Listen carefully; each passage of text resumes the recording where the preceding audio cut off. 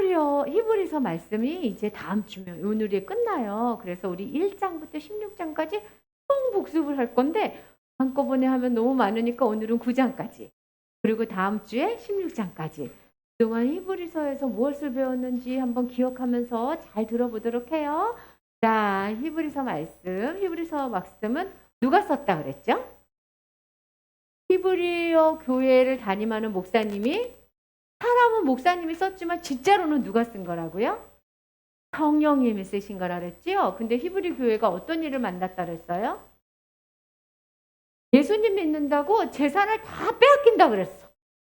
그래서 재산도 빼앗기고 이제 조금 있으면 목숨까지 빼앗기는 위험이 있어가지고 히브리어 교인들 중에 어떤 사람들은 예수님을 그만 믿을까? 예수님 안 믿고 하나님만 믿는 유대교로 돌아갈까? 이러다가 우리 자식들도 다 죽으면 어떡해? 하고 고민에 빠져서 히브리 교인들이 다 벌벌 두려워할 때 이 편지를 썼다 그랬어요. 그래서 목사님이 뭐라고 얘기하냐면 유대교보다 우리가 믿는 예수님이 더 큰 분이에요. 이걸 얘기해 주는 게 히브리 교회 편지, 히브리서에 뭐라고 그랬죠? 유대교회들은 천사가 대단하다고 생각하는데 천사보다 누가 더 높다 그랬죠?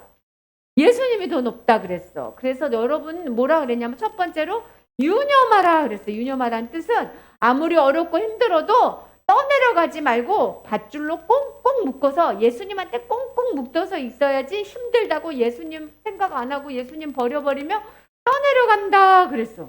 왜 우리가 예수님을 버리면 안 되냐면 우리가 죄에 빠져서 사단한테 끌려갈 때 누가 도와주셨어요?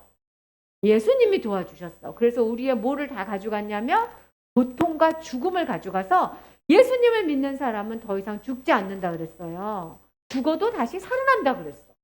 그래서 예수님은 우리를 구원해 주신 창시자다. 구원해 주신 분이다. 그런 예수님을 믿어야 된다. 그런 예수님은 누가 믿을 수 있냐면 하나님이 불러주신 자만 믿는 거야. 내가 믿을래요 하고 손 들고 믿는 게 아니야.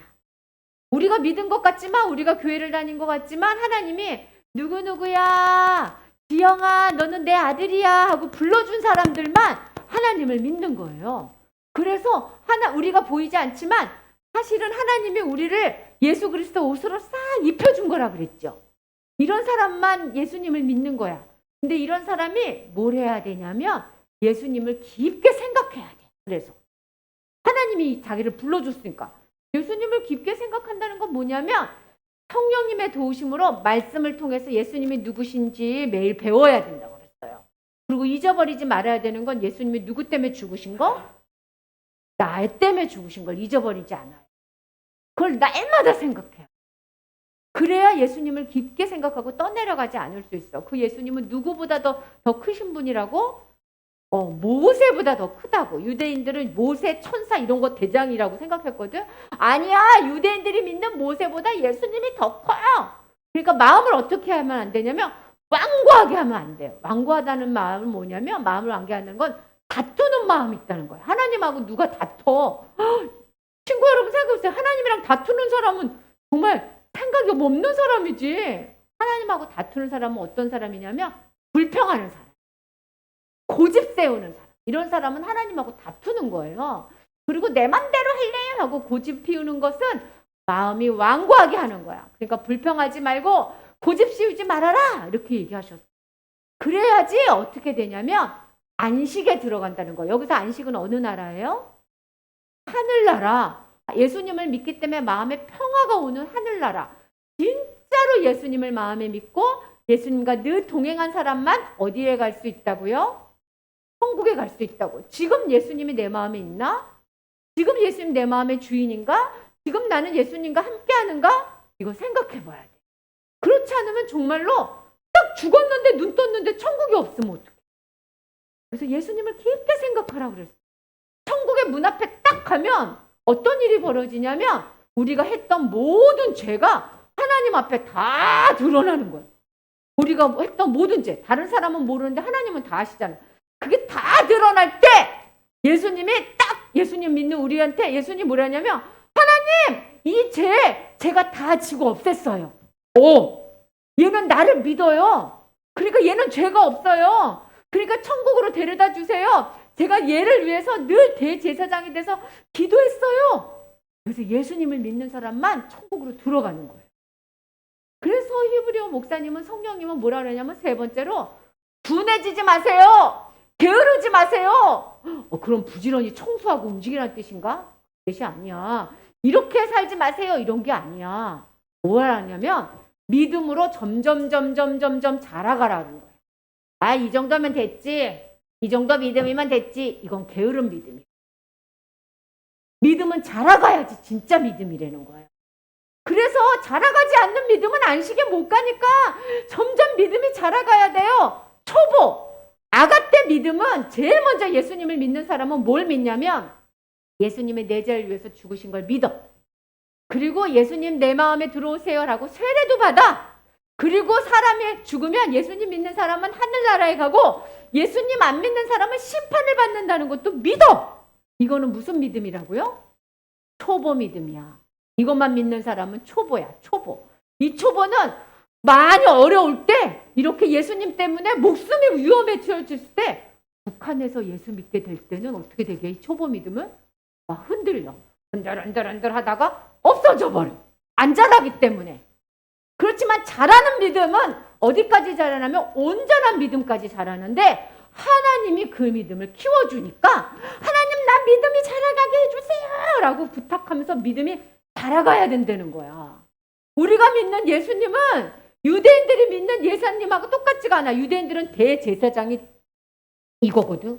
우리 중에 믿음이 제일 좋으신 분이 대제사장이야 이렇게 믿거든. 근데 대제사장보다 아브라함이 더 커졌어.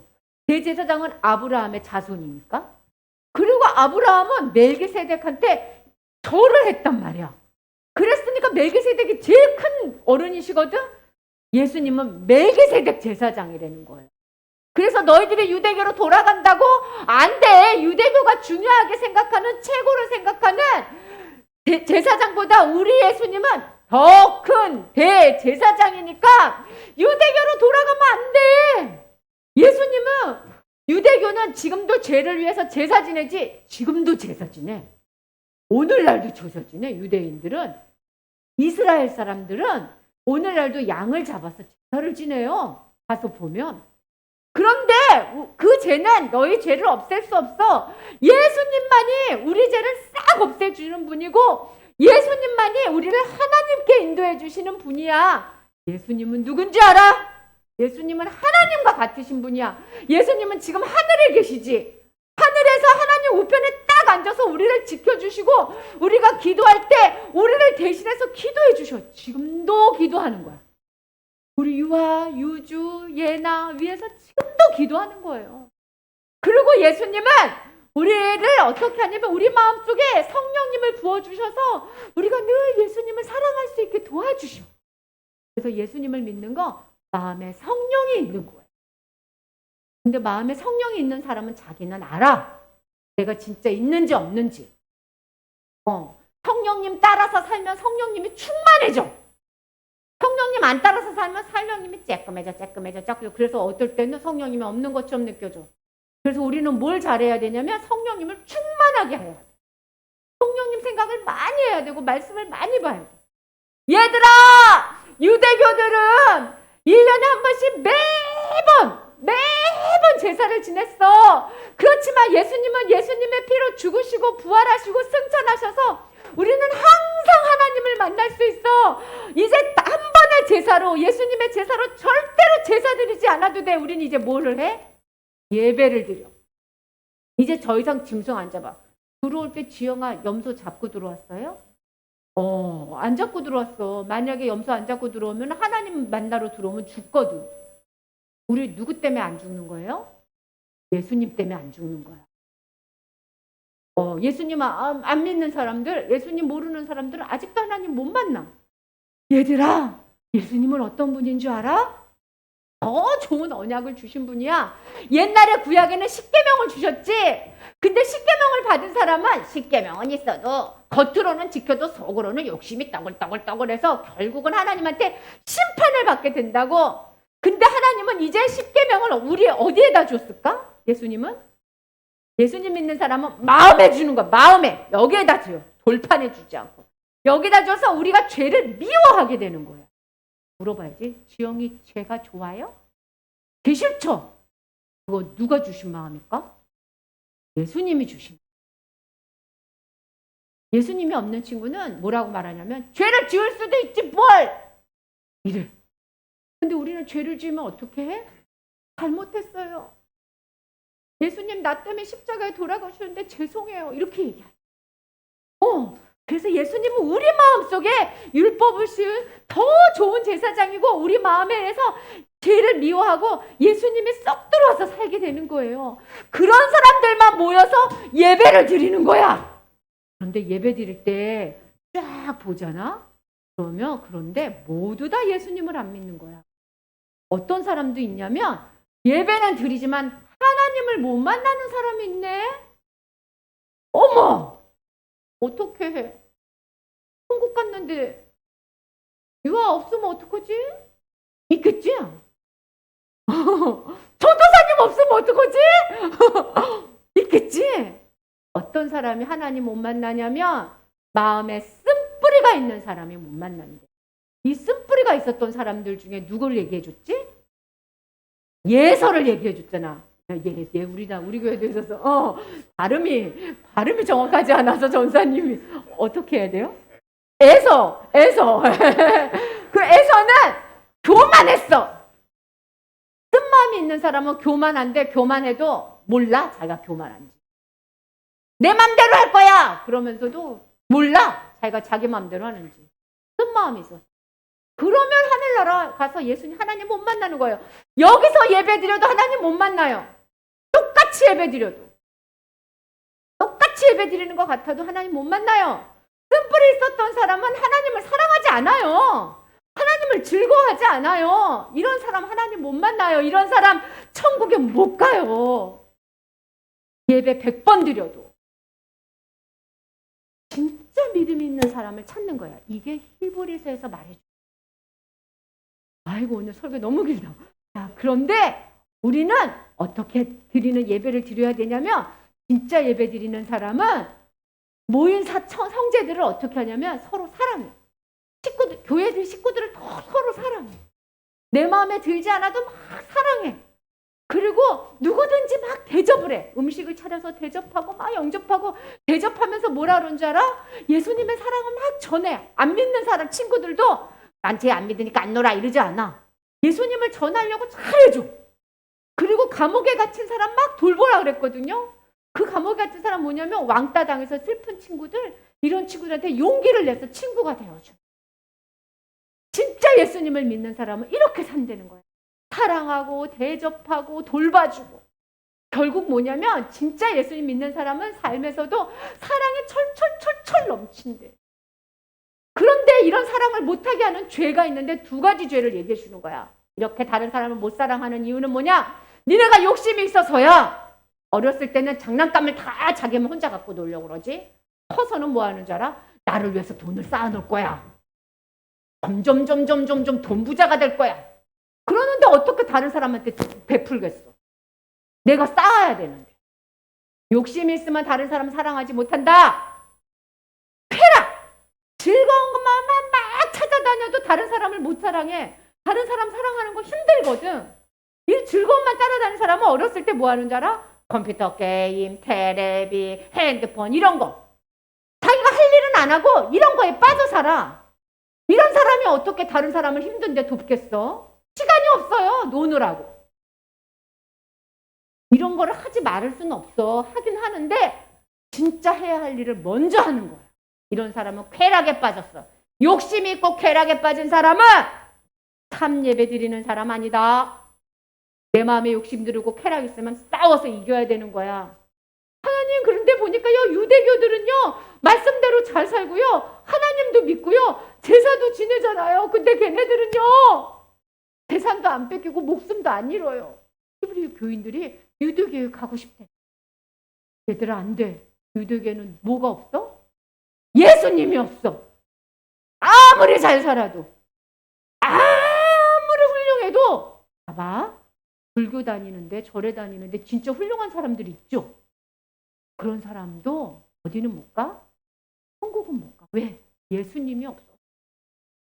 얘들아, 얘네들은 자기들 죄를 없앤다고 염소한테 안수하고 한 마리는 갔다가 그 골짜기에다가 죄야 멀리 가거라 하고 집어서 던져버리고 또 한 마리는 불에 활활 죄에 타서 없애거라 하고 불에 활활 태우지 두 마리를. 그리고 죄가 없어졌다 그래. 근데 얘들아, 염소가 가고 염소를 불에 태운다고 죄가 없어져? 아니야. 염소가 끌려간 것처럼 우리 예수님도 끌려갔지. 우리 죄를 지고.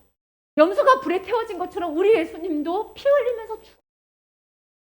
그러니까 얘들아, 우리가 아무리 어려워도 예수님을 놓치면 안 돼요. 예수님을 잃어버리면 그건 예배가 아니에요. 예수님께 예배 드리는 자만 내가 있어, 지영아.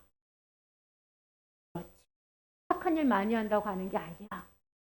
예수님을 믿는 자만 천국에 가. 와, 오늘 진짜 많은 얘기를 드렸는데 지금 히브리서는 누구를 가르쳐주는 책인 것 같아요? 예수님을 가르쳐. 그래서 히브리서를 자꾸 읽으면 예수님을 깊게 묵상할 수 있게. 엄마 아빠한테 엄마, 나 1장부터 9장까지 같이 읽어요. 이번 주 1장부터 9장까지 읽는 거야. 알았죠? 어린이부서 1장부터 9장까지 체크해 주시고 읽는 친구한테 상 주세요. 학생부 어른들도 다 1장부터 9장까지 막 읽고 한 주 또 마저 읽으면서 예수님을 굳게 잡을래요 하는 믿음으로 하나님께 합시다.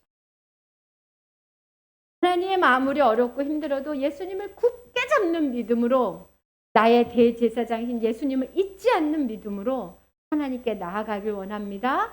마지막 날 하나님 앞에 서기를 원합니다. 주님, 이곳에 있는 모든 우리 어린이부서부터 어른까지 하나님의 말씀 안에서 굳건히 설 수 있도록 은혜 베풀어 주세요. 예수님 이름으로 기도합니다. 아멘. 아멘. 감사합니다. 예. 교회 소식 잠깐 전합니다. 다음 주일에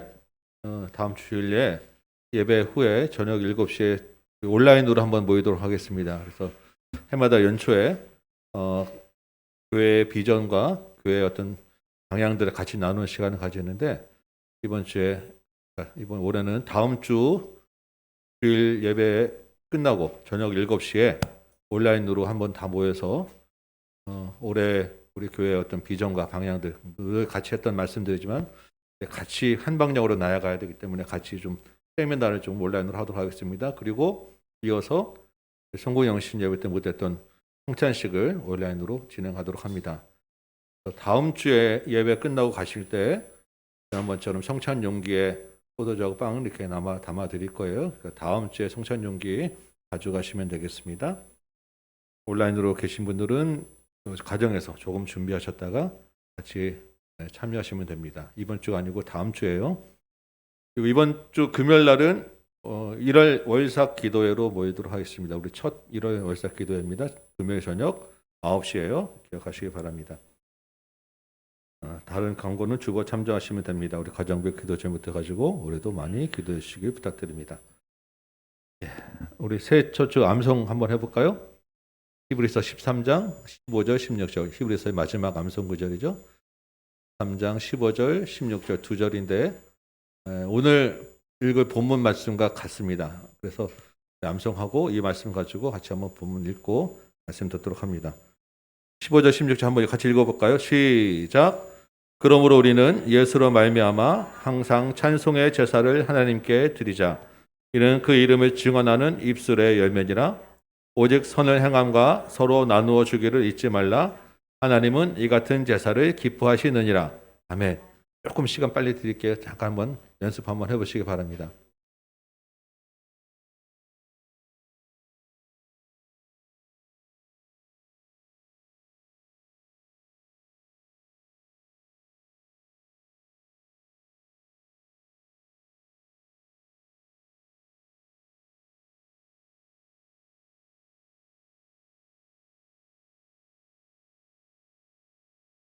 그러므로 우리는 예수로 말미암아 항상 찬송의 제사를 드리자.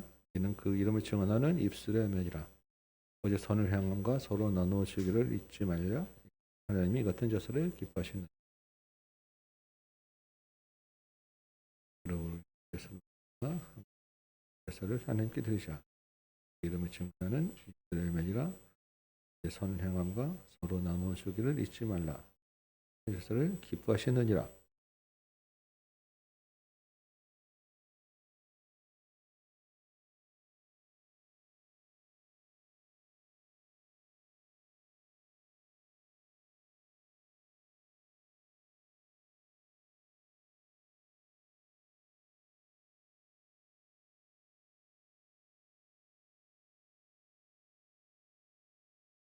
조금 어렵긴 하지만 우리 같이 한번 외우면서 읽으면서 한번 연습 한번 해보도록 합니다.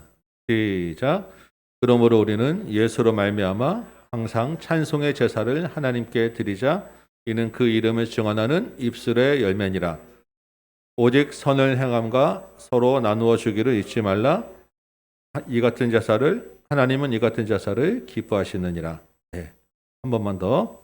시작. 그러므로 우리는 예수로 말미암아 항상 찬송의 제사를 하나님께 드리자.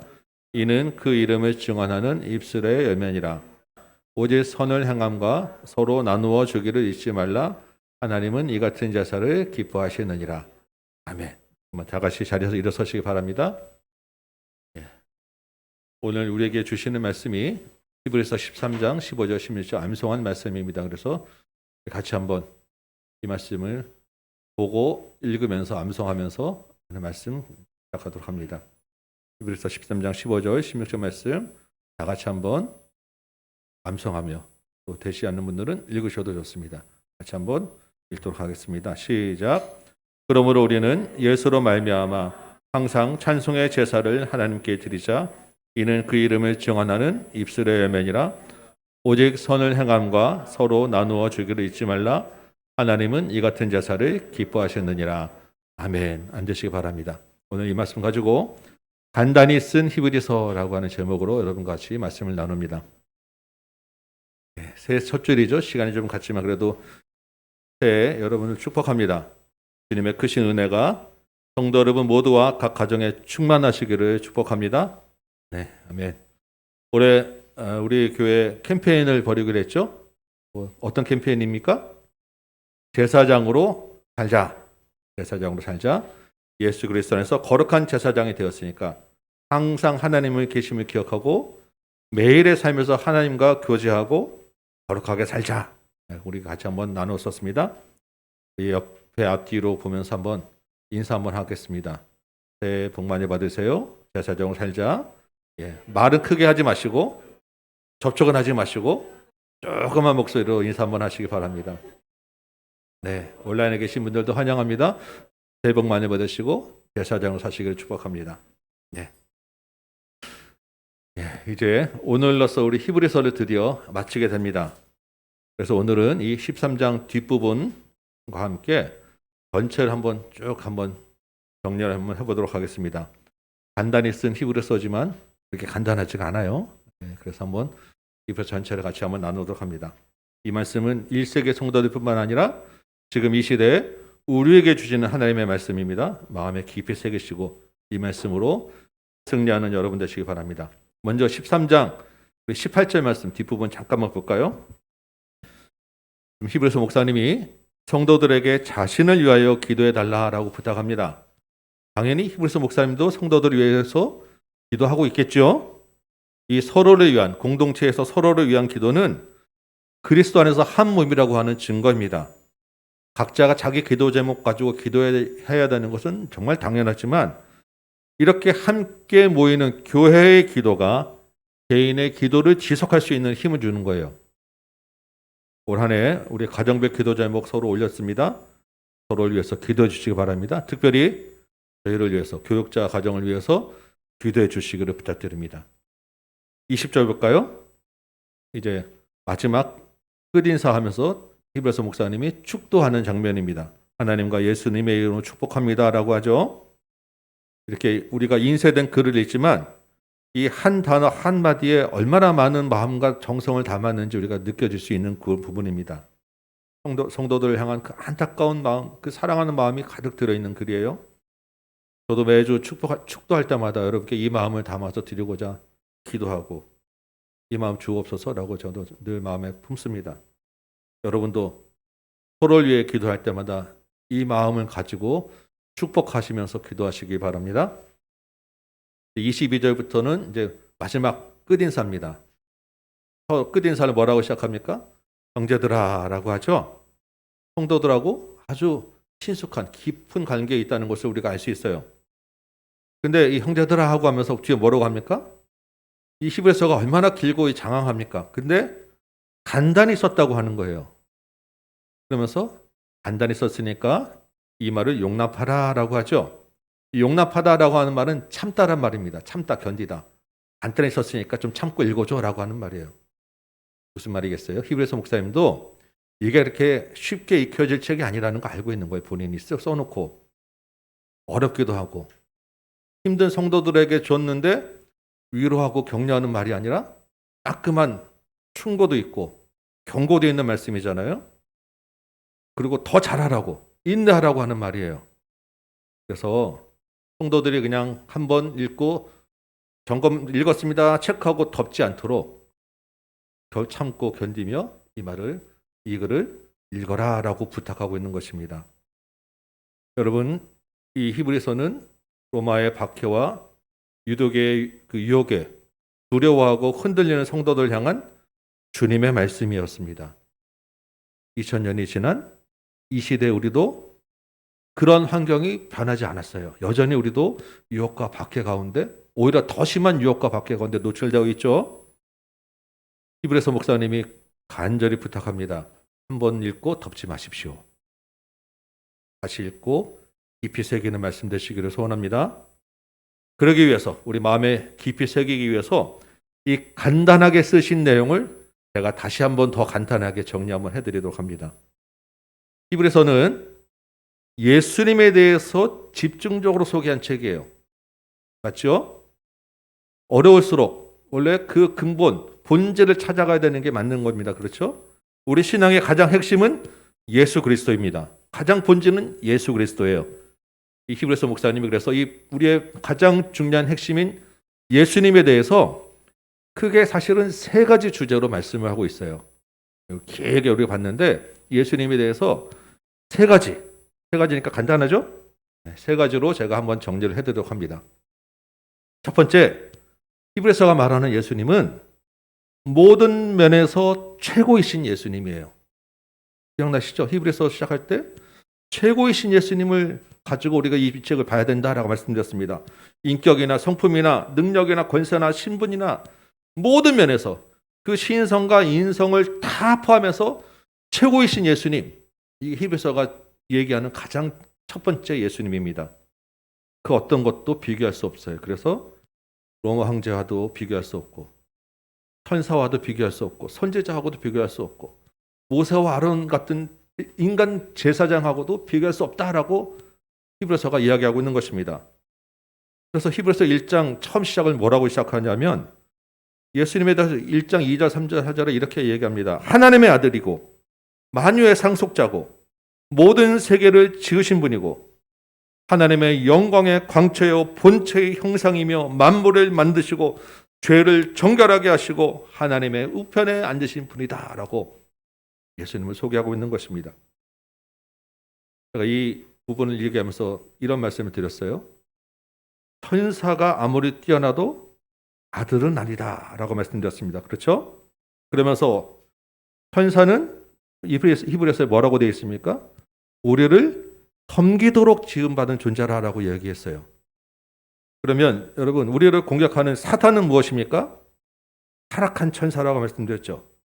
사단이 아무리 뛰어나고 아무리 힘이 있어도 천사라는 한계를 벗어나지 못한다는 거예요. 우리를 섬기는 존재라고 지음받은 그 한계를 벗어나지 못하는 게 천사입니다. 여러분, 두려워하지 마시기 바랍니다. 우리 안에 누가 있다고요? 천사보다 뛰어난 예수님이 계시다. 이 하나님의 아들이 인간으로 오셔서 우리처럼 고난도 받으시고 심지어 죽으셨어요. 이 죽음이라고 하는 것이 인간이 넘어야 될 가장 큰 두려움 아니겠어요? 그런데 이 최고이신 예수님은 그 죽음까지도 넘어서셨다는 것입니다. 이 말씀 가지고, 이 최고이신 예수님 가지고 흔들리던 1세기 성도들이 승리한 거예요. 붙잡고 이겨낸 것입니다. 혼란과 박해를 견딘 거예요. 여러분, 금메달 하나면 사실 다른 밑에 어떤 금메달보다도 우월하지 않습니까? 재산이나 명예나 목숨까지도 예수님보다 귀하지 않다라는 것을 이 성도들이 붙잡았던 것입니다. 기꺼이 이 최고이신 예수님 붙잡고 순교했고요.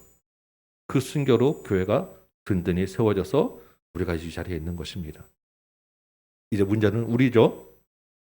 우리의 인생에서 예수님이 최고이십니까? 과연 이 시대에 우리가 예수님이 최고다 하고 하는 그 가치를 가지고 우리가 만족하며 살 수 있겠습니까? 우리 가운데도 여전히 여러 모양으로 압박이 있고 유혹이 있어요. 과연 우리가 이 믿음 지킬 수 있느냐는 것이죠. 우리가 찬성하죠. 주 예수보다 더 귀한 것은 없네. 근데 실제 우리보다 우리에는 귀한 것이 더 많잖아요. 가장 큰 유혹은 아마 돈일 것입니다. 물질이죠. 제가 이 설교 준비하면서 1장부터 쭉 설교했던 내용들을 보는데 이런 말씀을 하나 드렸더라고요. 드라마 얘기를 하나 해드렸어요. 슬기로운 의사생활에 나오는 한 장면 기억하세요? 의사들이 얘기하는데 남자 의사 하나가 나는 돈이 너무 없어. 돈이 너무 좋은데 돈이 없어서 결혼하지 못하고 있어. 그랬더니 옆에 있던 사귀는 여자 의사가 오빠 그 돈 내가 있어. 나만 믿고 와. 그래가지고 둘이 손잡고 나갔다는 장면. 감동이 돼가지고 제가 잊어버리지도 않아요. 여러분, 돈이 사람이 아무리 많다 한들 하나님보다 많으시겠습니까? 하나님은 천지 만물의 주인이신데 그 하나님의 아들이 우리 안에 있어서 우리가 그 하나님의 상속자가 되었는데 우리보다 돈이 많겠냐고요. 최고이신 예수님을 믿는다는 것은 그 돈보다 예수님을 앞세우는 것이다라는 것을 우리 기억하시기 바라요. 현실의 문제, 현실의 압박은 늘 있습니다. 그 가운데 안전하고 편하게 살고자 하는 욕망 또한 우리한테 늘 있는 거예요. 그런 우리에게 히브리서가 이렇게 경고합니다. 최고이신 예수님을 가볍게 여기지 마라. 흘러 떠내려 가지 않도록 예수님에 유념하라.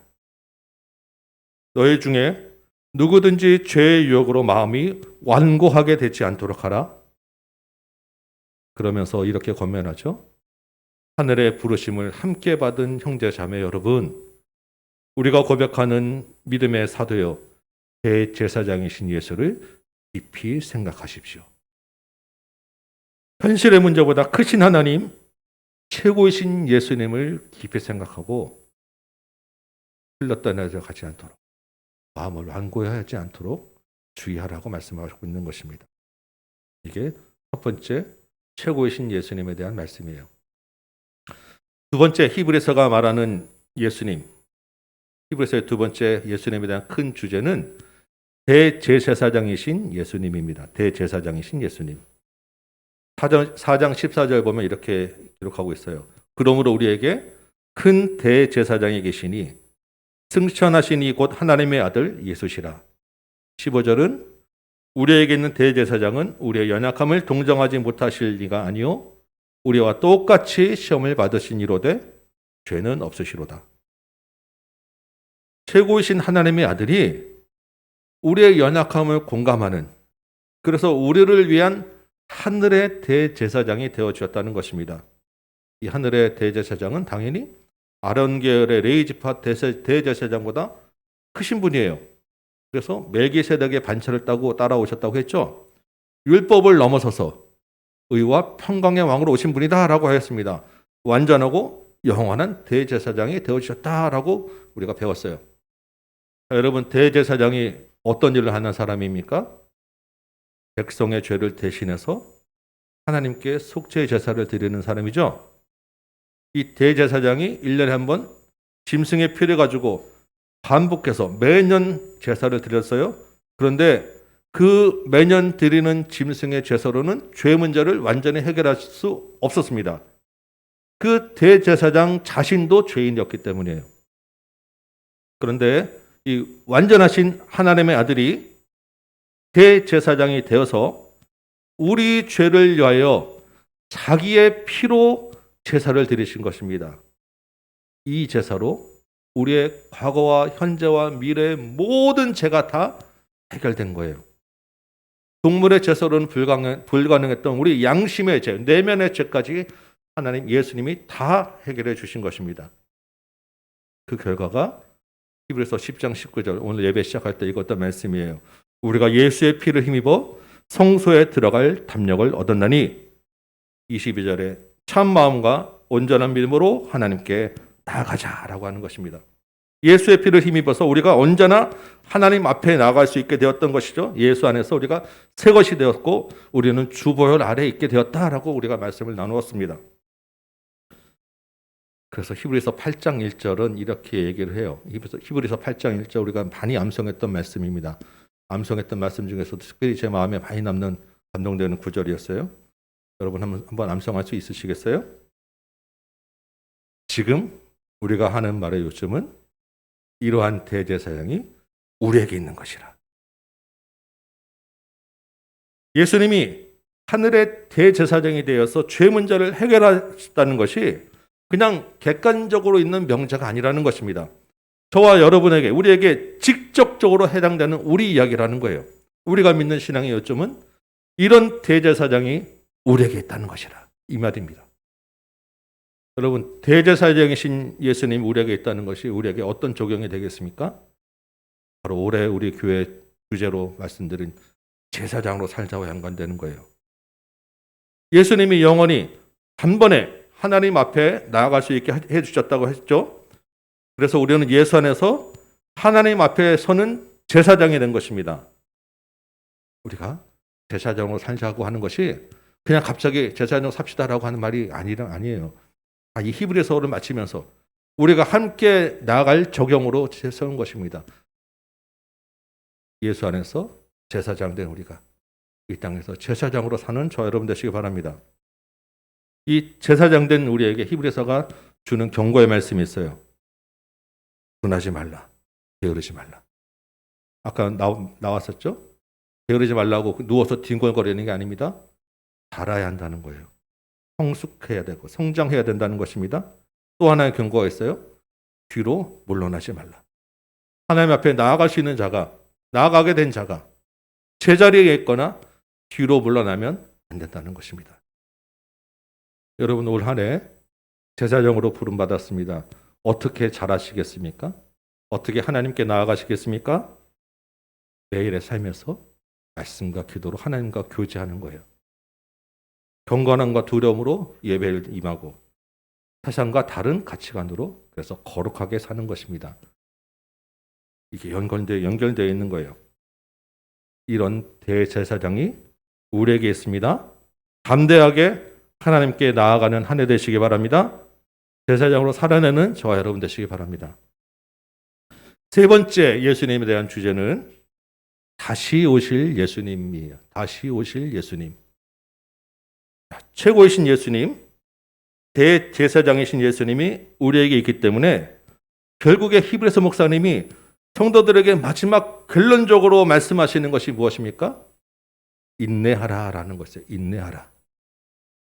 히브리서 후반부 10장 넘어가서 계속해서 반복되는 믿음에 대한 이야기는 인내였습니다. 그래서 히브리서 11장 우리 믿음장을 뭐라고 얘기했죠? 인내함으로 그 믿음을 하나님께 인정받은 사람들의 이야기가 믿음장 위인들의 이야기라고 계속 말씀드렸었어요. 자, 여러분 지금 히브리서 성도들에게 그 당한 현실에서 인내하라라고 하는 말이 무슨 의미인지 여러분 아시겠어요? 한마디로 말하면 그냥 고통당하다 죽으라는 이야기입니다. 인내하면 성도들이 원형 경계장에 끌려가고 사자법이 됐고 몰라서 인내하라고 했겠습니까? 인내하면 재산 다 빼앗기고 집도 없이 떠돌아다닐 거 모르고 히브리서 목사님이 인내하라고 했겠냐고요. 성도들만 그런 일 당하겠습니까? 히브리서 목사님 자신은 안전하겠어요? 자신도 그런 일 당할 줄 알면서 이런 말씀을 쓰고 인내하라고 한 것입니다.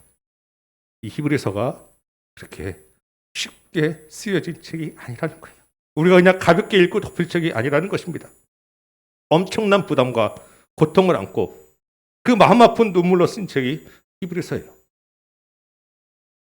그러면 왜 이 히브리서는 후반부의 마지막 그 결론적 적용을 인내하라고 이야기하는 것으로 마치려는 것이죠.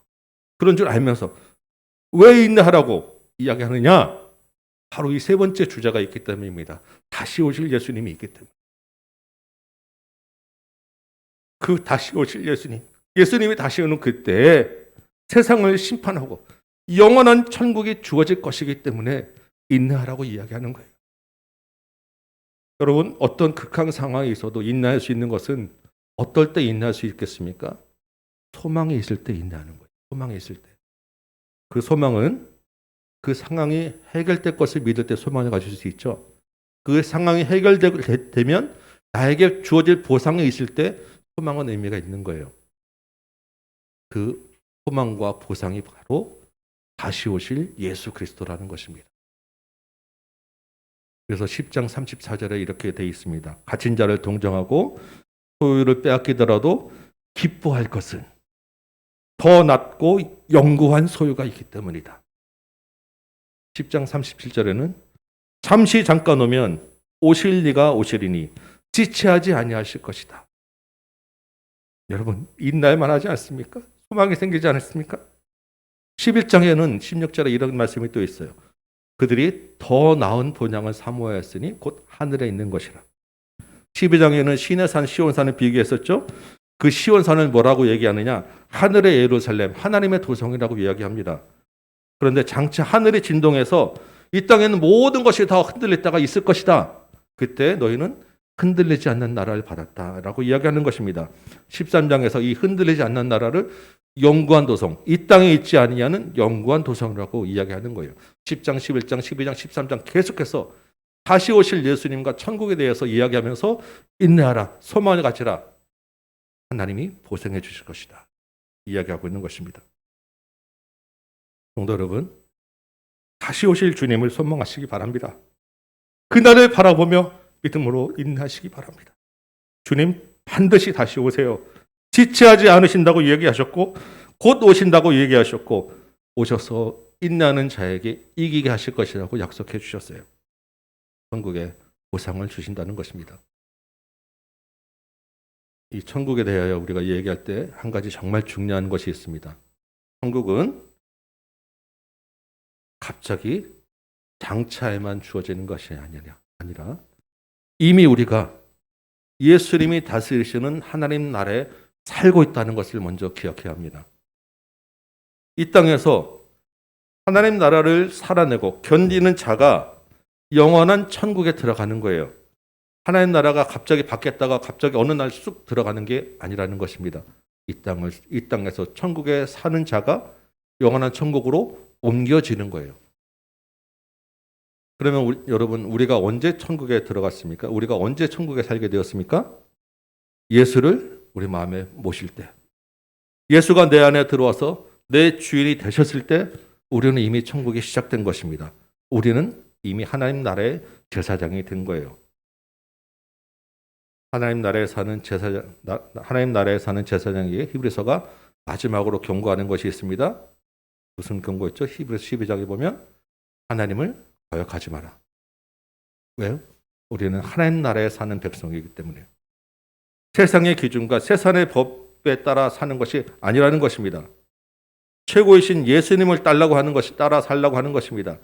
그 말씀을 따라, 예수님을 따라 살다 보면 세상 가치와 기준과 법에 다르기 때문에 불이익을 당할 수도 있고 심하면 죽을 수도 있다는 것이죠.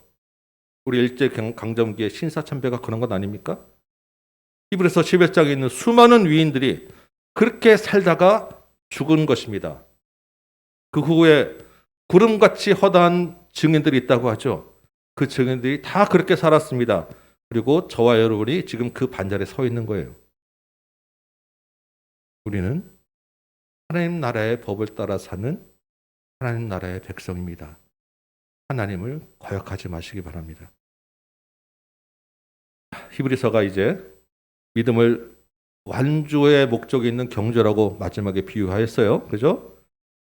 이 주님 오시는 그 마지막 날까지 흔들리지 말고 완주하는 저와 여러분 되시기 바랍니다. 믿음의 주요 온전하게 하시는 이인 예수를 바라보고 인내하는 저와 여러분 되시기 바랍니다.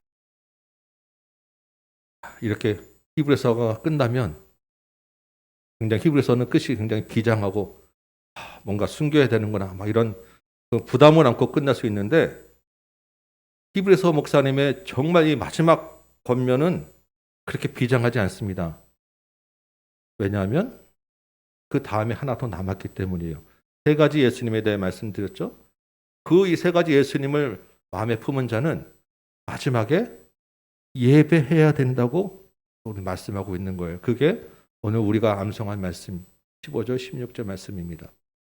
히브리서의 수신자는 히브리서 성도들도 있지만 그 공동체 교회를 향해서 주는 말씀이에요. 그래서 히브리서는 여러 부분에서 그 적용을 하면서 개인이 아니라 공동체가 해야 될 적용을 계속 말씀하고 있는 것입니다.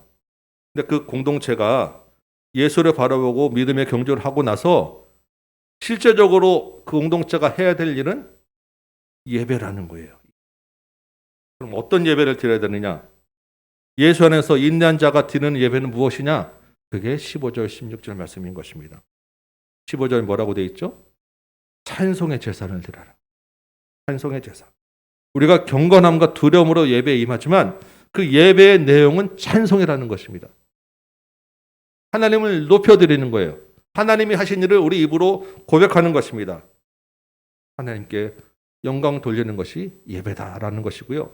그 찬송을 다른 말로 이 히브리어나 헬라어나 동일하게 찬송과 같이 쓰이는 말은 감사라고 하는 말이에요. 하나님이 베풀어 주신 은혜에 대하여 감사를 고백하는 게 예배라는 것입니다. 여러분, 성도들이 모여서 우리가 할 일이 무엇이겠습니까? 여러 가지 우리 신상에 대한 이야기도 하고 마음에 쌓인 불평불만도 얘기할 수 있고 다 할 수 있어요. 그러나 성도들이 모여서 할 가장 기본적, 가장 중요한 것은 하나님에 대한 찬송이고 우리의 감사를 나누는 것. 이게 예배인 것입니다.